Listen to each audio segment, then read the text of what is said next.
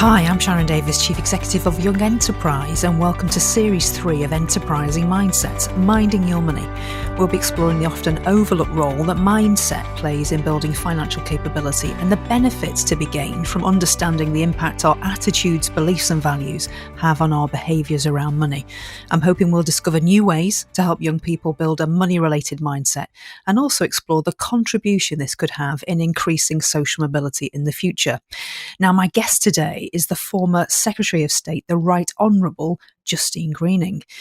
Justine was born in Rotherham when she attended the Oakwood Comprehensive School and later graduated from the University of Southampton. Justine was Secretary of State for Education and Minister for Women and Equalities from July 2016 to January 2018. Previously, she served as the Secretary of State for International Development, Secretary of State for Transport, and also the Economic Secretary for the Treasury.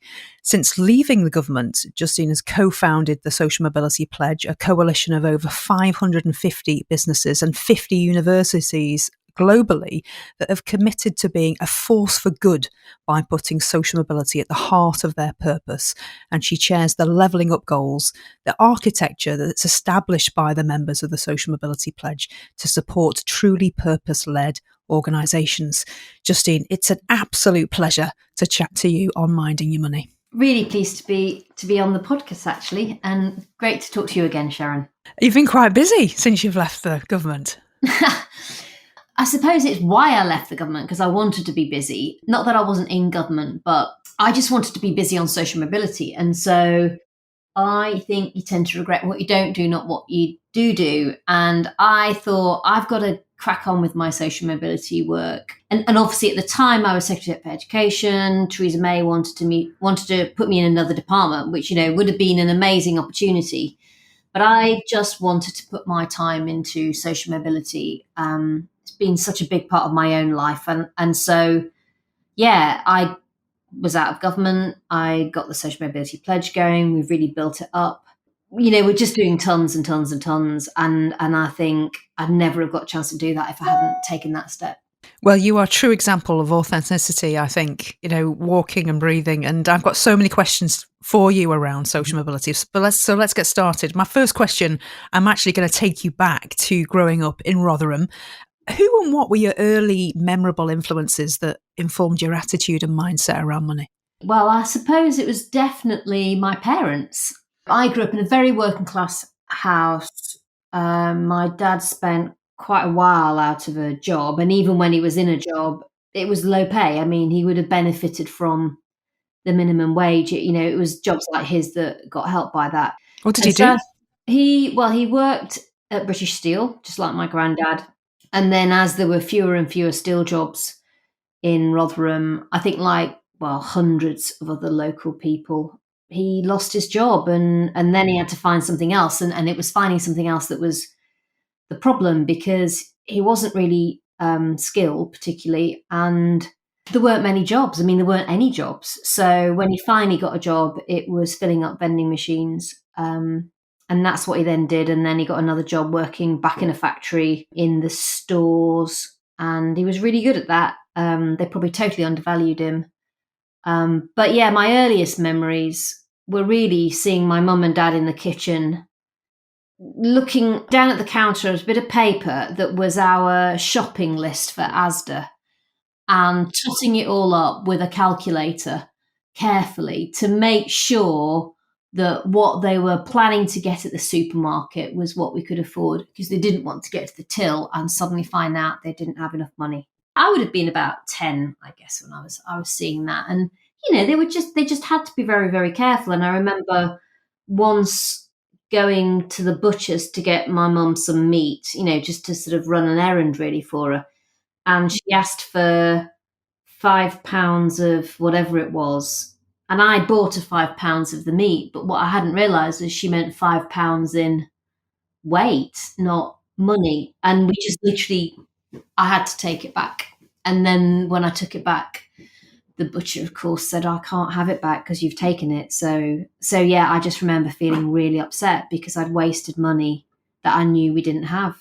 And I hadn't meant to, but, so it was just this sense of it was a real thing. and if you didn't deal with it well, it was a real problem for our family. And I suppose I grew up thinking I never want, and my parents grew up thinking that for me, then none of us wanted me and my sister to be in that situation when we were adults. And in what ways do you think that those early influences have stuck with you regarding that emotional relationship with money? I think I think it's often, I think, twofold in a way. I think it made me anxious about money, um, and not having enough of it, and that wasn't something I just, as it were, shook off. Mainly because I thought going to university and getting a job would fix it all, and of course, actually, what happened was I left university with a little bit of a debt, not anywhere near as much as young people today, but so I had some debt, and there was a point at which I was spending more money because were sending me more letters telling me I needed to put money in my account. And I was like, well, I would put money in my account if you didn't spend a tenner every time you wrote to me telling me I didn't have enough money in my account. And they were actually spending more of my money than I was. It's just hugely stressful and upsetting. And so I ended up going to another bank, which was Lloyd's, saying, I don't know what to do. Can you help me? And they did. And we switched over my account, and they sorted me out with a proper loan and a proper overdraft. And I was still a customer with them then, just because, at that time when I really needed some help and advice, because of course I knew my parents couldn't get me out of any problems with owing money. That bank helped. So yeah, and then I guess when I started a job, which I suppose we all assume that when you're working, it fixes everything, and actually, what I hadn't really anticipated was that I have lots of expenses going into a new job. I had to buy suits and things, and I had to get a car, and so it took. It was only as I got further on in my career, and if you like, all the effort I put into my education started genuinely, literally paying off, I cleared that debt, and I was able to start thinking, right, I can get some money behind me. But I guess the second thing, other than being anxious about money, was for a very long time, I sort of had this sense I needed to keep getting more. Do you see what I mean? Yeah. Never feeling quite safe. Yeah, that you feel you're Mm. okay. And I remember Yeah. going at university, going to the cash point, and just this moment where I had to find another cash point because there wasn't a note in the cash point that was small enough for my Mm. account to let me have it. I needed a Mm. fiver because Mm. that's all I could take out, Yeah. and it didn't have a fiver, and so I couldn't have any money. And that was embarrassing because I'd queued up, and then I had to walk off with nothing. But yeah, so that's my earliest memories. Is money was a problem, and it was something that worried me. I'm listening to you there, and it's sometimes, even though your needs might change and your salary might change, sometimes that mindset and attitude to money stays with you, doesn't it? That anxiety Mm. and perhaps never feeling quite safe. Yeah, I guess so. And it's such a framing for you of everything because, like most people, you just have to trade off like what opportunities you want. I never went on a gap year or anything like that because I just thought I can't afford to. And so it kind of percolates, and yet, presumably, it would have been an amazing experience. And I remember doing a job interview where they basically didn't give me the job because they said, "Oh, you don't really seem to have had much worldly experience." And I thought, "Well, no, I haven't." But then, like, I couldn't really afford to go around the world for a year, not necessarily earning much money. And so, I think it does shape a lot of people's frame of reference, because you're always worrying that even if you spend money now, that somehow you'll wish you hadn't Yeah. because something will Yeah. happen. Yeah. Yeah. And just listening to you, and again, there was that reference of, well, I haven't been on the gap year, and there's that whole reference about your personal network around you having so much Mm. influence on your life chances. And I can hear, and having seen your career, just how passionate you are about social mobility. So I'm going to ask you some questions about the co-founding of the Social Mobility Mhm. Okay. Pledge, and you chair the chairing of the Levelling Up Goals. And I'd love you to just tell us a little bit about the Levelling Up Goals. You were involved, weren't you, in the ESG goals, weren't you? Yes, the Sustainable Development Goals, yeah. Just tell me a little bit more about the background to developing the Social Mobility Pledge, and of course the Levelling Up Goals. The Social Mobility Pledge was me basically saying to businesses, come on, you lot. Don't need to wait for government to do everything. If you want to drive more social mobility with the opportunities you've got as companies, you can do it. You just need to think more strategically about who and where you are finding your talent. And so I'd done lots of work as Secretary of State for Education on apprenticeships. And through that, it had really struck me how passionate a lot of companies were about the wider skills agenda, the opportunities that they could give young people. And I was forever saying to them, you lot should do more, like, don't just think about apprenticeships, think about everything else you can do. And they'd always sort of say, well, what do you want us to do, Justine? And I, having spent 15 years in business before I became an MP, I thought, well, you need to make it simple. You need to give them a really clear-cut ask of it's this, this, and this. And that was the social mobility pledge. It said, get into schools and give them a sense of the careers you've got. Open your doors so young people can get work experience, so they can get the chance of an apprenticeship with you.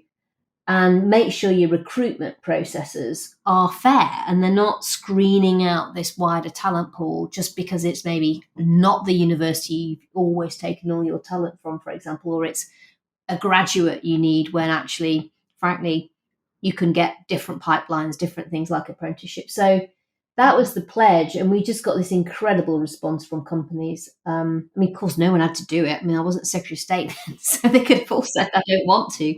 But actually, as I'd hoped, they were all hugely pro thinking about it and doing more and making commitments. And now we've actually probably got the best part of 700 companies involved and lots of universities involved. So it ended up being this just fab ecosystem of people in the education system who really are passionate about levelling up and social mobility, and then people in business and employers who also want to be part of the solution. And so we've been growing that coalition, bringing them together, working out what they all do that works, and then spreading that best practice. And in a sense, the Levelling Up goals, which we launched earlier on in 2021, was really all of us trying to get a bit more organised, to be honest, Sharon. So I'm a very ordered person, and I hate mess. And so, and so I thought, oh God, all these ideas, it's great, but I need a bit of structure here because it's driving me mad. And so we came up with the Levelling Up goals, mainly because I realised that I'd seen exactly this kind of problem before, and that was when I was Development Secretary doing the Sustainable Development Goals. And so that was a complex problem on development, country development, and you needed to break it down into its constituent parts and do that in a way that could bring together governments, businesses, and civil society. And I see levelling up as a development challenge for Britain. I think we need to get better, and I don't think we are where we need to be. And so the levelling up goals are almost this companion set of goals that cross over, but then extend beyond the sustainable development goals, and they work the same way. And we've been putting together the metrics. We've had some brilliant engagement from the Office for National Statistics as well on that. So I feel like we've come a long way, actually, in quite a short space of time. And there are 3 levelling goals specifically focused on education, aren't there? So there's strong foundations in early years, successful school years, positive destinations post-16. And we know a child's early experiences of education's been identified as a significant impact on that young person's ongoing social mobility. How important do you believe that it is that beginning to understand money forms part of that early educational experience? I think it's crucial because, as for me, for pretty everyone, your early experience of money, and you're going to have it one way or another. You'll be growing up in a family where money's no object, or you'll be growing up in a family of, average means. And unless you have proper financial education, then that's the education you get. And so what I never knew was that actually money is not just a cost for your life. It can be something that's an investment in the future.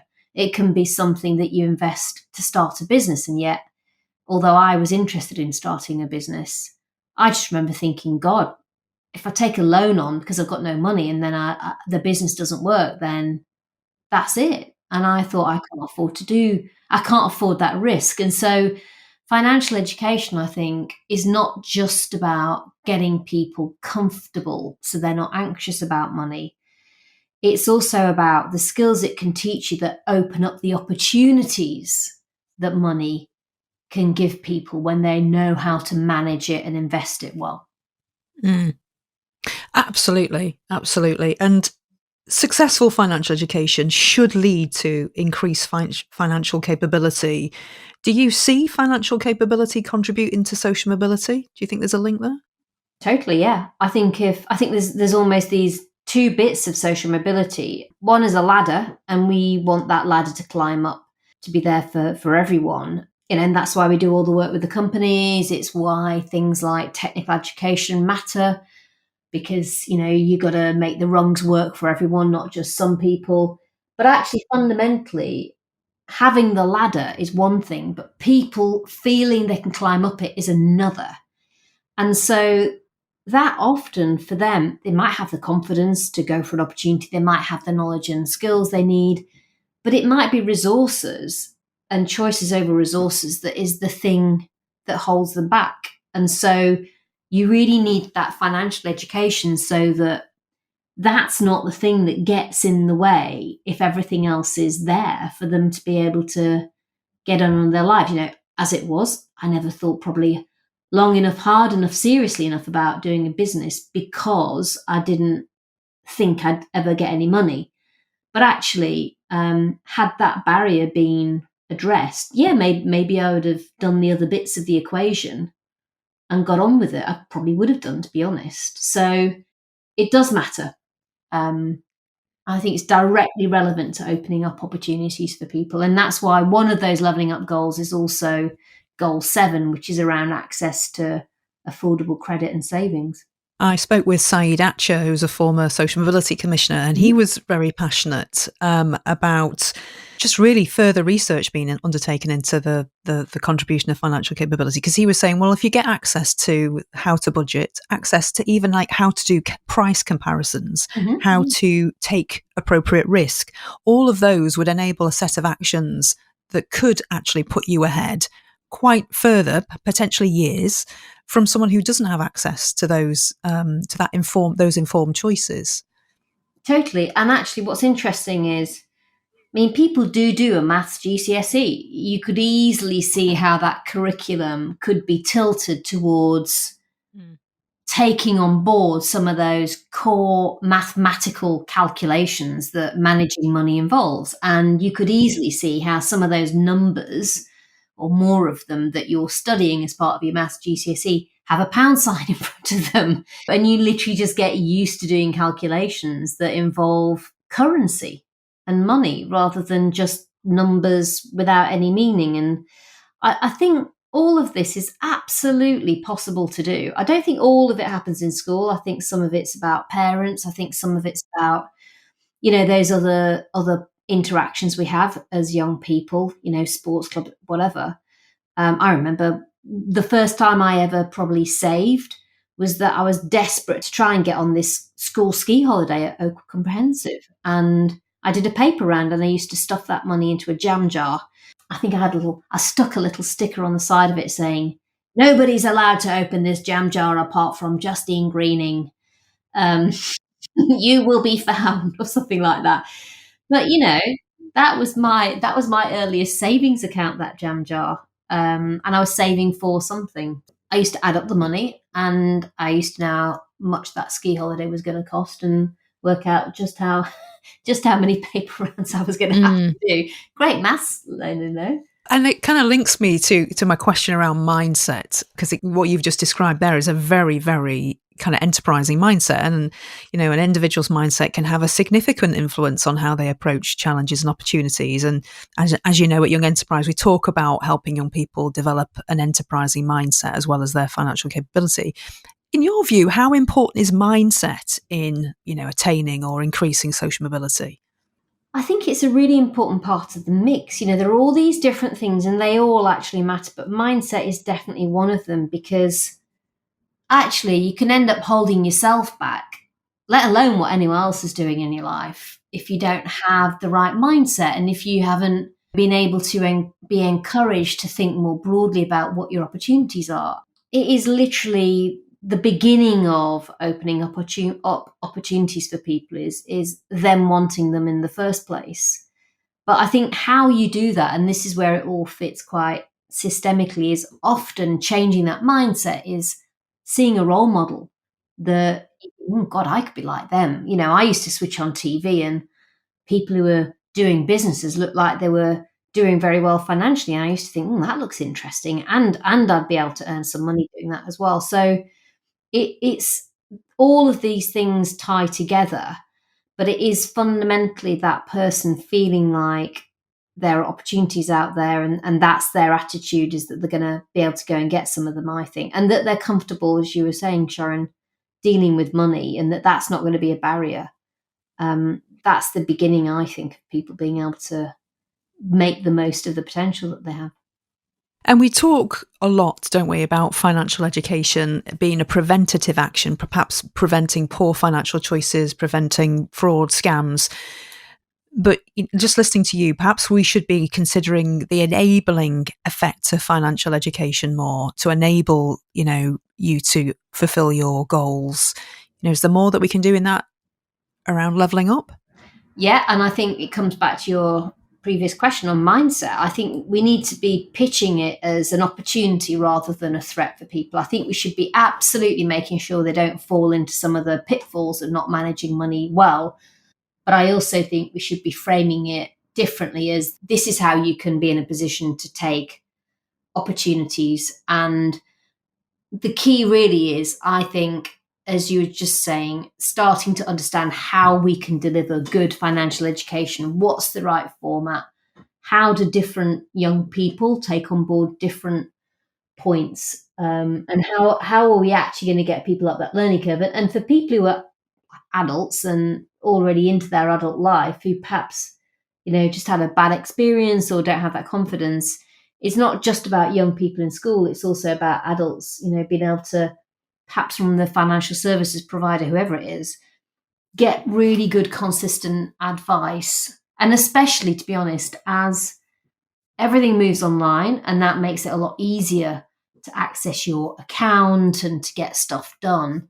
But actually, if you're not sure what you need to do, and if you need advice, the fact that there are fewer bank branches, for example, might well mean that people are a little bit less likely to have some of those conversations. But maybe they were also people who would have never dared walk into a bank branch and say, I don't know what kind of pension I need, can you help me? So I think it's about understanding how we do all of this in a more digital world. And then there's actually quite a lot of opportunities to give people easier advice, but we do need to sort of think our way through all of these challenges. And then that is also about how you grow financially capable communities, because you mentioned before, young people will learn and access role models from different places. Perhaps somebody will gain what they need from school, others won't. So, the importance of youth clubs, the importance of having that financial champion who is perhaps somebody that works in the community centre, and I just think there is more that we can do to connect the support infrastructure for young people. Have you got a view on that? Yeah, definitely. And, that's what Young Enterprise does is so brilliant, because it is part of how there's that wider civil society push out there that is helping young people get not only comfortable with money, but see the opportunities that enterprise, for example, can bring to making money and to being able to invest it in an idea and a project that you have. And it's all of these touch points. And I just think in and amongst that are some quite consistent models almost for how people take on board stuff and change. I think there's a bit of it that we know is about school and just literally getting the facts, if you like, and sometimes this knowledge and skills. But we're also seeing that it often needs to be reinforced by something they come into contact with outside of school, whatever it is, whether it's a local youth club, whether it's like me and it's going down to the swimming club, whether it's, I don't know, being part of scouts or whatever young people are doing. It's about having all those influences push in the same direction. If you haven't got a lot of money at home, then how are you going to learn how to manage it if your mum and dad aren't going to be able to say, well, you look after this holiday kitty, or I don't know, whatever it may be. And Or that's if you don't get pocket money. Yeah, you don't get pocket money, exactly. So that I had to manage my paper round money. If I hadn't had a paper round, who knows? So I think if you're not going to get that practical experience at home, then yeah, it absolutely has to come from somewhere else, doesn't it? And that's where consistency of opportunity, something I know that you have championed for a number of years now, really comes into play, doesn't it? You know, it shouldn't be a lottery. Correct. And it's about saying there's a sort of universal piece of this, which is what the levelling up goals is about, saying actually it's a bit like a leaky bucket. If any of these holes aren't properly plugged, then that person will find it a lot harder to make the most of their potential. But at the core of all of that is resources, and being able to manage your resources, feel comfortable doing that, and then find resources when you've got stuff you want to do in your life that means you need to get a loan or you need some capital, and all of that flows from, you know, an early engagement with money that means people don't find it a scary thing. Justine, sadly, I have another 150 questions for you, but we're coming towards the end of the interview. I do have a couple of cracking questions from young people to ask you if you've got time. My first one is, what are you most tempted by when it comes to a spending spree? Oh, that is a good question. I'll tell you what, my instant answer is plants. I absolutely Really? love. Yeah, I'm a big Oh, wow. gardener and I just love plants. I would have tons and tons and tons of them. My problem, Sharon, is our garden's tiny. Oh, I am dear. full up and I'm like, no.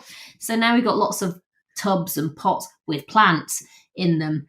And I'm like, how many tubs am I allowed to have in this garden before there's no actual decking to sit on anymore? Plants. Okay, this is the last one now. How can we make conversations about money more relatable to young people? That question's from Dylan from Wigan Youth Zone.